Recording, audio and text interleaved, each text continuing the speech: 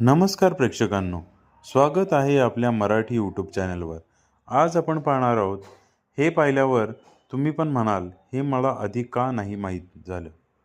पहिलं, तांदळाचा वास गायब।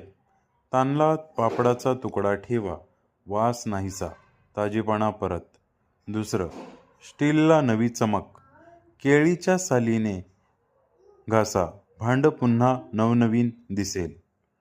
तिसरं, अनसॉल्टेड बटर अपग्रेड। मीठ, चिमूटभर साखर, चव डबल। चौथं, गरम दूध गार 1 मिनिटात। थंड पाण्यात ठेवलेले बाउलमध्ये तूप ओता, लगेच सेट होईल। पाचवं, चहा नेहमी परफेक्ट। दुधात 2-3 तांदळाचे दाणे, दूध स्मूथ, चहा मस्त।